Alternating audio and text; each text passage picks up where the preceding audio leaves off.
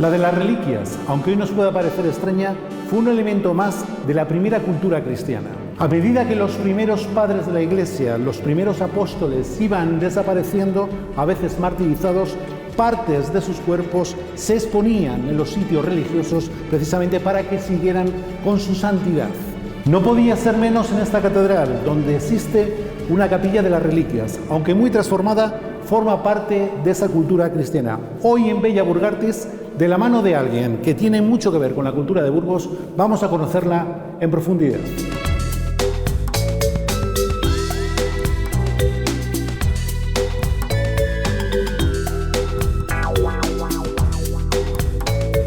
¿Qué haces?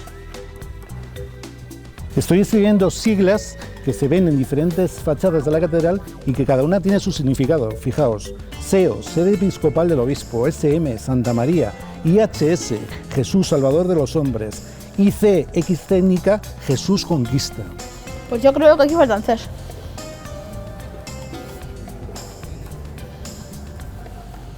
¿Y qué significan esas Cs? Cultura está en todos los sitios. Vale, está en todos los sitios, todo es cultura, el cristianismo es cultura, pero ¿cómo lo llevamos a cabo? ¿Cuál es la mejor forma? Vale, has escrito una I y una M. IMC, Instituto Municipal de Cultura, ¿es eso? Sí. ¿Y cómo te llamas? Ignacio.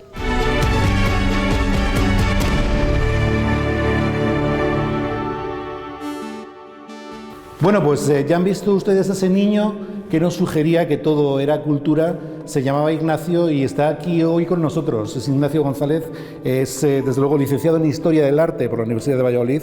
Durante 10 años fue profesor de enseñanza media, bachillerato, y a partir de ahí ingresó como funcionario del Ayuntamiento, ocupando la plaza de coordinador cultural desde 1998 y ejerciendo las labores de gerente del IMC, por la cual seguramente muchos de ustedes le conocen, durante 19 años. Autor de múltiples guías didácticas, catálogos de exposiciones y artículos dentro de su ámbito profesional, es coordinador y comisario de numerosas exposiciones además, y profesor externo del máster de la Universidad de Valladolid en Economía de la Cultura y Gestión Cultural, y ahora mismo también profesor de la UBU. Ignacio, ¿cómo estás?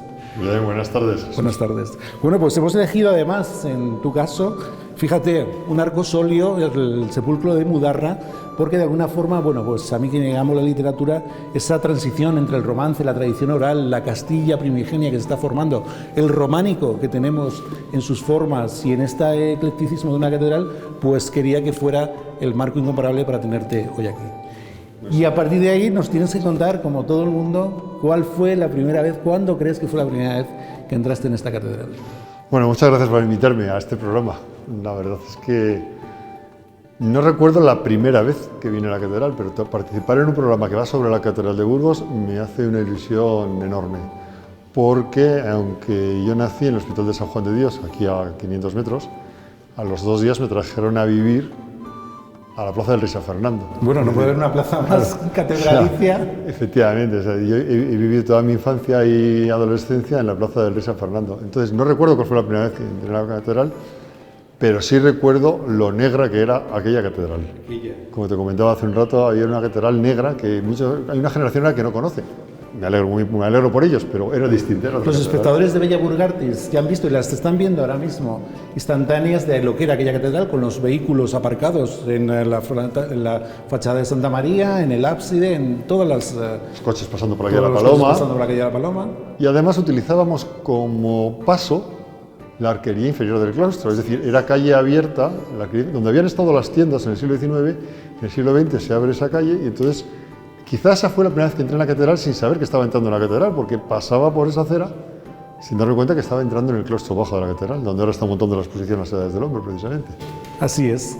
Y es más, daba aquel ámbito de intimismo, ¿no? Porque tenías los coches a la izquierda y era como que te metías en ese mundo gótico, de silencio, estaba salvado de claustro, ahí, ¿no? Salvado. Y además, en San Pedro, los gigantones y gigantillos se custodiaban ahí. Se guardaban ahí para protegerlos de las inclemencias desde el Curpillo hasta San Pedro y durante todo San Pedro, que ahora los tenemos en el teatro principal, entonces se dejaban ahí. Entonces para los niños también era un sitio pues, muy agradable, ¿no? Porque tenías a los gigantones allí. ¿Y cuál es, para un experto, un profesor de arte como tú, de Historia del Arte, cuál es, como visitante y como profesor también, su estancia, cuál es el espacio de la catedral preferido en ese sentido? Como estancia, la capilla del condestable o de los condestables. Pero mi lugar preferido no es una estancia, es el cimborrio. Yo creo que el cimborrio es la obra magna de esta catedral, que sin ser parte del proyecto original de la catedral, sin ser la catedral gótica pura, bueno, tampoco la capilla de los condestables forma parte del proyecto original, pero es que el cimborrio lo tiene todo. Tiene el gótico en su estructura, tiene el renacimiento manierista en su decoración, tiene el más complejo programa iconográfico, las mejores calidades escultóricas. Hemos descubierto hace poco en un ciclo de conferencias, profesores de matemáticas, todas las matemáticas. Fíjate que hemos emitido el programa precisamente de las matemáticas en la catedral y veíamos todos esos números ahí. El cimborrio creo que lo tiene todo. De hecho, cuando se elige el lugar hace 100 años donde enterrar al Cid dignamente, qué mejor entierro que una simple lápida debajo del cimborrio. No se podía mejorar, no se podía hacer algo mejor que el propio cimborrio como catafalco para la tumba del Cid. Así es. Pues relacionado con lo que estábamos hablando ahora, y es una pregunta que también le he hecho a René Jesús Payo, ¿crees que de alguna forma tu vocación como profesor, como licenciado en Historia del Arte, ha tenido que ver con aquel niño que entraba de vez en cuando a la catedral? Sí, estoy convencidísimo. Seguro. Yo estoy convencidísimo. O sea, el vivir durante muchos años a los pies de una catedral como la Catedral de Burgos no puede dejarte indiferente, aunque tú no te des cuenta. Yo creo que es algo que lo llevas ahí. ¿Sabes? Tengo una prima de esas que luego te contaré en las reuniones familiares, que en un libro que se escribió hace poco, en el que participaban muchos autores burgaleses y que hablaban sobre Burgos y tal, sí. Pues ella, que lleva muchos años fuera también, desde los 18, 19 años, siempre habla de volver a la catedral y volver a la catedral, ¿no? Porque también vivía aquí cerca, ¿no? Yo creo que es algo inevitable. Y yo creo que para mí, pues por supuesto, el gusto por el arte y por la historia del arte, que decía, a lo mejor podía haberlo sido viviendo en otro sitio, ¿no? Como muchos otros, pero en mi caso estoy seguro que ha tenido mucho que ver. Y fíjate, hablar de historia del arte, pero sin embargo cuando tocamos el gótico siempre hay una aureola que le inunda de misterio, de si existe el número áureo, si no, si había una logia que transmitía los conocimientos entre los maestros, entre los arquitectos. Mi pregunta al profesor de Historia del Arte y al licenciado es: ¿qué es lo que no sabemos del gótico? ¿Por qué sigue siendo tan enigmático? Bueno, vamos a ver. Yo le decía a Regín Pernut, todo lo medieval suena a nuestra sociedad, nos suena como misterioso, ¿no? Pero probablemente sea un misterioso por desconocimiento. Muchas veces el misterio está en la falta de conocimiento cuando estudias, cuando profundizas, cuando lees, van desentrañándose muchos misterios. Si el gótico tenía o no ese misterio interno, yo creo que lo tenía, como lo tiene cualquier otra época, porque tiene claves que es muy difícil entender desde otra sociedad. Pero creo que para aquellos que lo construyeron no era tan misterioso, sino que sencillamente los constructores de las catedrales, aquellos magníficos hombres modernos que rompieron con lo anterior, porque fueron la vanguardia en su momento, que rompieron con una tradición románica que a su vez venía de la arquitectura romana, más pesada, menos aérea, lógicamente tenía sus secretos, que se transmitieron unos a otros, porque muchas veces tu supervivencia está en saber hacer lo que no saben hacer. Lo que no saben hacer otros. Yo tampoco le buscaría muchas veces 3 pies al gato, sino sencillamente, mira, tengo una hija ingeniera, ¿no? Recién acabada la carrera de ingeniería de caminos y todas estas cosas de las estructuras y tal, pues lógicamente a ella la gustan, ¿no? Y me doy cuenta que ellos también tienen su lenguaje esotérico para los que estamos fuera, ¿no? Porque saben hacer cosas o entienden cosas o ven las cosas de una manera que los demás no las vemos. Claro, eso unido a lo que significa la Edad Media y a nuestro desconocimiento de muchos aspectos de esa Edad Media nos lleva a ello. Y luego, claro, el gótico también es que es casi mágico. O sea, son edificios en los que desaparecen las paredes muchas veces. Si tú ves la Saint-Chapelle de París, es que desaparecen las paredes, son tejados sobre pequeñas estructuras, ¿no? Y las paredes son de vidrio.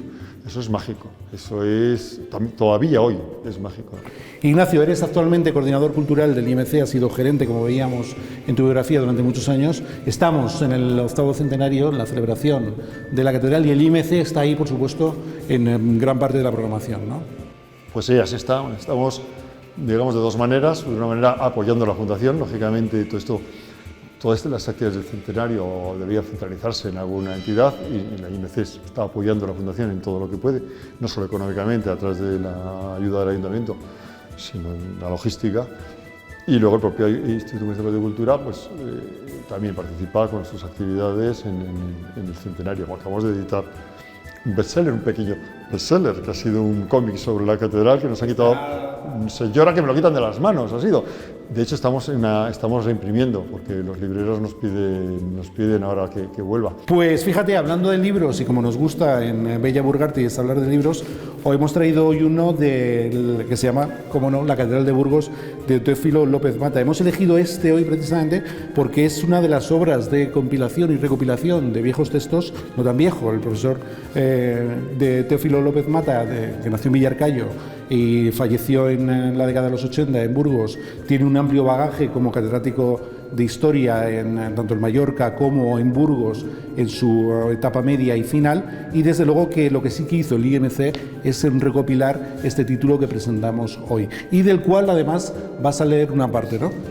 No, yo quería leer, como luego vamos a visitar una capilla de la catedral, como bien me pedías. Ahora lo presentaremos. Como me pedías, pues de esa capilla, porque es que son comentarios curiosos, porque Teófilo López Mata, digamos, como dirían ahora, no se corta.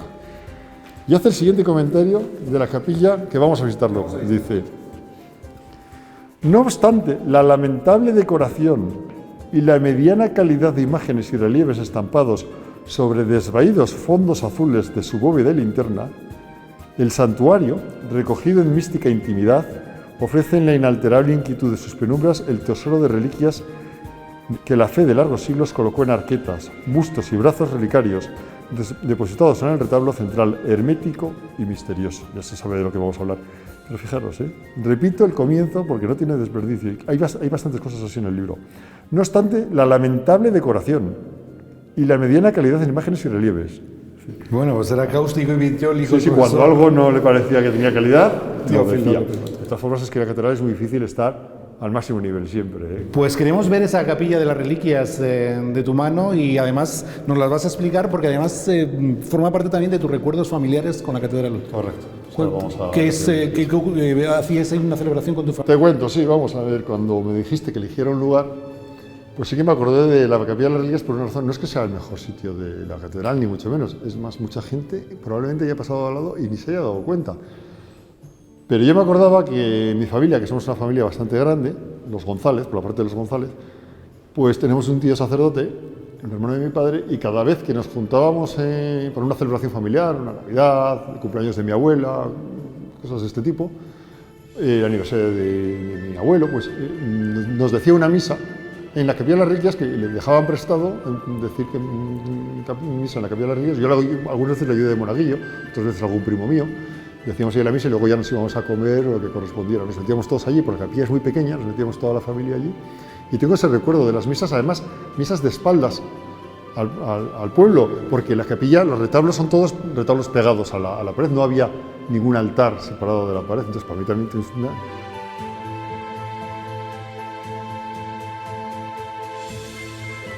Bueno, Ignacio, pues estamos ya en la capilla de las reliquias, casi podemos evocar ese momento familiar de aquel niño con su tío, de espaldas a lo que eran los feligreses, y lo que pretendemos ahora es que nos la cuentes artísticamente, una capilla muy transformada, pero que te dejo que nos hagas la introducción y el desarrollo de la misma.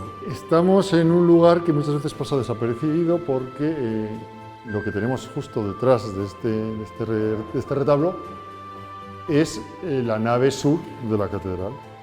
Allí tendríamos el hastial de Sarmental, el crucero de Sarmental, y entonces estamos en este rincón que en origen la primera capilla, y hasta el siglo XIV fue, con casi toda seguridad, la capilla de Santa Catalina de Alejandría. Junto a la capilla de San Juan de Sahagún hay un pequeño pasadizo a una sacristía muy pequeñita que daba servicio a la capilla de San Juan de Sahagún y la propia capilla de las reliquias, que como ven es una capilla cuadrada a la que se accede por una reja. En mis tiempos infantiles, como decía antes, no entrábamos por la reja estaba cerrada, además tenía un cortinón que impedía su visión y un banco corrido delante, sino que había que entrar por la sacristía y se entraba en la capilla de las reliquias, que es una capilla cuadrada cubierta con una cúpula semiesférica adornada e iluminada por una linterna, toda ella hecha precisamente para guardar las reliquias, porque las reliquias de la Catedral de Burgos habían tenido diferentes ubicaciones. Aquí, en realidad, llegan desde la sacristía, pero habían estado anteriormente en la Escalera Dorada y en otra capilla de las reliquias. Entonces, llega un momento en que es tal la acumulación de reliquias que tiene la catedral que se decide que el Cabildo, en el año 1763 creo recordar, decide que 62 toma la decisión, en 63 está acabada, decide realizar una capilla donde ubicar, a través de retablos relicarios, las principales reliquias. Y para ello encarga precisamente también estos retablos relicarios, que como vemos aquí hay el número de 3, pero que tienen muchísimos huecos. Vemos las ventanitas, la ventanita tiene dentro un arco, una arqueta, donde guardar reliquias. Y no solo en esas ventanitas, sino los bustos, los brazos, todos tienen, como ven, la ventanita por la que se ve el objeto que es una reliquia. Entonces, la gran colección de reliquias de la Catedral de Burgos se instala aquí. Para ello, se le hace un encargo a Fray José de San Juan de la Cruz, que plantea una capilla muy barroca, con este paso de la planta cuadrada a la planta circular a través de 4 pechinas, y a su vez se encarga la construcción de 3 retablos del momento, un barroco tardío, y una decoración a Fernando González de Lara, que era arquitecto y además era decorador ornamentalista, que es el responsable de la decoración arquitectónica que tiene la capilla, que ahora vamos a ver un poco en detalle. Decía que aquí, en su momento, hubo 3 imágenes de vírgenes que no está ninguna de las 3. La Virgen del Milagro, que es una virgen del siglo XVI, la Virgen de Oca, que es una imagen, a decir de Salvador Andrés Ordaz, fantástica, del siglo XIV, una virgen gótica maravillosa con el niño en brazos, y la Virgen del Milagro de Virgen de Oca también se llamaba, la Virgen de Oca, y una Virgen del Marfil, que tenía la forma curva del marfil. Todas esas imágenes ahora están guardadas, siguen en la catedral, en el museo de la catedral. Y después de la restauración y con la reestructuración de las imágenes de la catedral, se colocaron una santa muy burgalesa, que ahora vamos a enlazar con el resto de la iconografía, una santa muy burgalesa como es Santa Casilda, en el momento del milagro en el que los panes se convierten en flores, en rosas, y una Virgen milagrosa, una Inmaculada Milagrosa en el sentido tradicional, ¿no? La iconografía, decía que aparte de iconografía de reliquias, es una iconografía muy burgalesa, porque los 4 santos que están en las pechinas, están San Pedro Telmo, patrón de marineros, burgalés, San Juan de Sagún, que aparece representado además con la catedral detrás, para que se le identifique, San Julián, burgalés pero obispo de Cuenca, y San Indalencio de Oca, que es el famoso santo del milagro de la sangre que aparece en la pileta del manantial de Oca. San Julián, obispo burgalés, pero no obispo de Burgos, sino obispo de Cuenca, al que siempre acompañó en su vida el beato Lesmes, burgalés, que se fue con él a Cuenca y que está enterrado precisamente en la capilla de San Juan de Sagún. Arriba hay una curiosa iconografía, porque además en vez de estar las 7 virtudes, 3 teologales y 4 cardinales, que es un conjunto muy frecuente, aquí no, aquí están las 3 virtudes teologales, es decir, la fe, la esperanza y la caridad, la fe sobre la puerta, en lugar preponderante. Además de las 3 virtudes teologales, la fe, la esperanza y la caridad, están la bienaventuranza, está el martirio, está la verdad, está la caridad y está el sufrimiento, representadas hasta hacer un conjunto de 8, 3 y 5, 8. Recuperadas, ya digo, con un color muy llamativo. Y respecto a las reliquias, bueno, las reliquias es un asunto que a veces es difícil de entender la importancia que se les daba a las reliquias. Pero, por ejemplo, ahora que celebramos el 800 aniversario de la catedral, hace 100 años, en el 800 aniversario de la catedral, hubo un momento especialmente emotivo, que fue la llegada de una reliquia de San Fernando a Burgos, porque San Fernando no tenía ninguna reliquia en Burgos, como sabemos está enterrado en Sevilla, con su esposa Beatriz de Suabia, ¿no? Bueno, pues aquí tenemos el relicario en el que vino la reliquia de San Fernando, por destacar alguna de las muchas reliquias, muchos de ellos de santos burgaleses, pero también aquí hay reliquias de santos universales, no solo burgaleses, ¿no? Bueno, Ignacio, pues después de conocer de forma tan excelente como nos has guiado por esa capilla de las reliquias, tú y yo, que medimos casi 2 metros, bueno, tú un poco más porque tienes más pelo que yo, y padecemos de espalda porque somos tan altos y sobre todo nos gusta volcar nuestros riñones para leer, nos vamos a despedir aquí con el Beato Lesmes, hijo de Burgos y abogado del dolor de riñones, donde sobre todo desde el siglo XIX y parte del siglo XX venían muchísimos burgaleses en la creencia, ¿por qué no?, de que él iba a solucionar todas esas patologías. Gracias, no será la última vez que estemos aquí contigo y ha sido un placer, Ignacio. Muchas gracias, Jesús, y nada, espero que hayáis disfrutado de este rato y nos encomendamos al Beato Lesmes para que no nos duelan los riñones. Por supuesto, gracias.